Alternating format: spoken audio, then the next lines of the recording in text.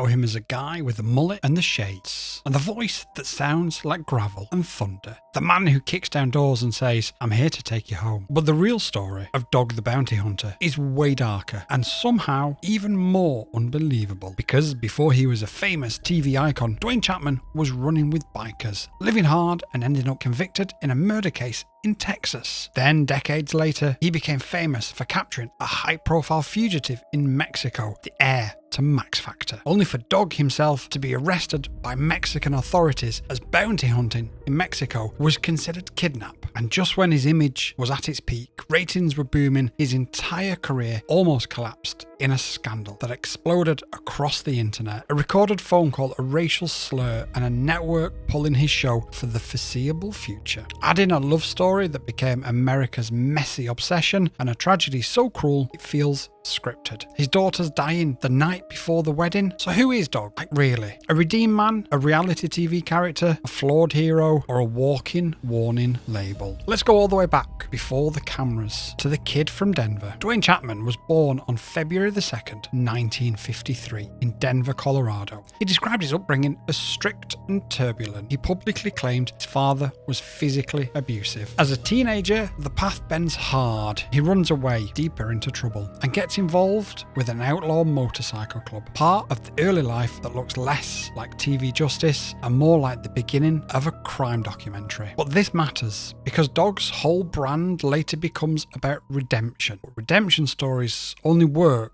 if the before is real. And in Dog's case, the before is heavy. In the mid-70s, Chapman became tied to an incident in Texas that ended in the death of Jerry Oliver. Court reporting later summarized as describing Dog as being present with the others during the planning of a theft connection to drugs, while the other men fired the fatal shot. A jury convicted Chapman and others of murder. He received a 5-year sentence and served around 18 months before being paroled. Now, to be clear, Dog has long framed himself as not being the shooter, yet legally the conviction still shaped everything after, and that single chapter becomes a permanent shadow. It affects where he can travel, how he's perceived, and how critics interpret his justice persona later on. When people say Dog is a hero, this is the part they don't always know, and when people say Dog is a fraud, this is the part they point to the first. After prison, Chapman's life pivots towards something that almost feels impossible, working in the end of a bail fugitive recovery. He eventually becomes known as a bounty hunter, technically a bail enforcement agent, a professional that lives life in the cracks between private business and law enforcement. And here's why it became perfect for reality TV. Because bounty hunting isn't just chasing bad guys. It's about the negotiation, the surveillance, the psychology, the adrenaline, and always total chaos. But it's also controversial. Different states have different rules, and critics argue that industries can incentivize dangerous confrontations. Supporters argue it can help return fugitives who skip court, reducing the burden on law enforcement. And Dog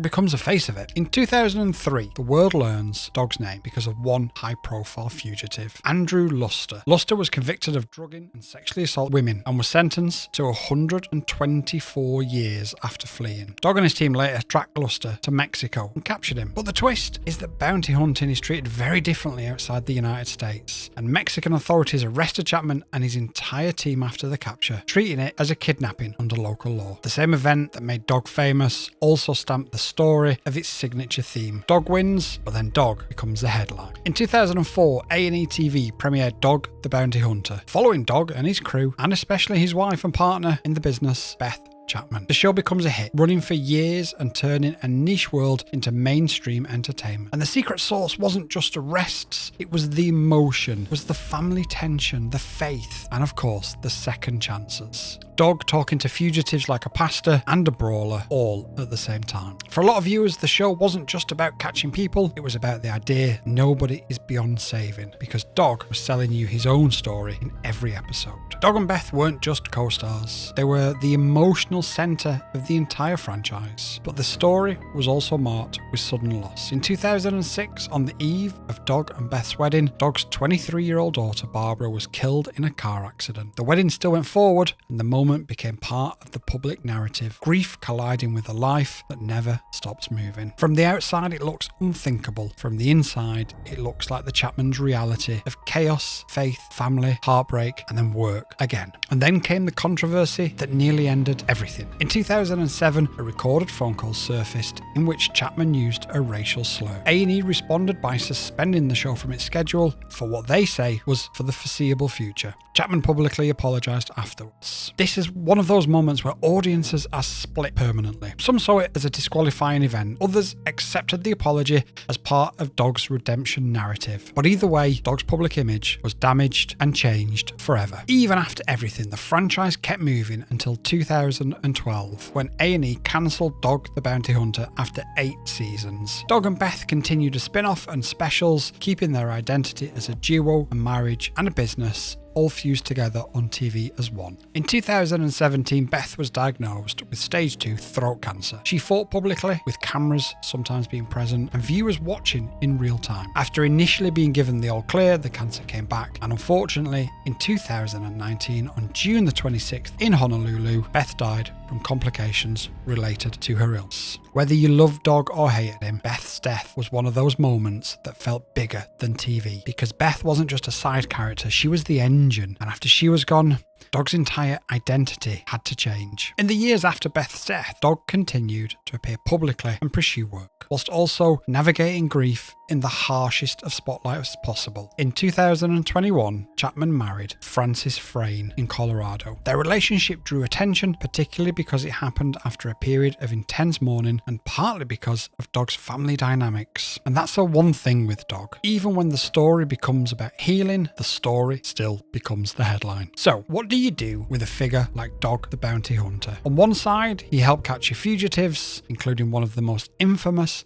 highly profile cases of the early 2000s. He turned his life into public redemption. But on the other hand, his past does include a murder conviction that never stops being relevant. His career includes moments of real controversy and public harm, including the 2007 slur scandal and the fallout. The industry he represents also remains ethically debated. Dog is not a clean story. He's not a perfect hero. He's not a simple villain. He's a loud, messy, human symbol of something that America simply can't stop loving. The idea that you can be the worst version of yourself and still try and become a better someone else. So that's the full arc. Denver bikers, prison, fame, scandal, loss, and whatever the chapters throw at it afterwards. But here's a real question for you. Do you judge Dog by the worst thing he's ever done? Or do you judge him by the way he's tried to rebuild his life after it? If you want part 2 of the most insane captures from behind the scenes reality TV stuff and the biggest controversies episode by episode, drop it in the comments, like, subscribe, and I'll see which one we can get on to next.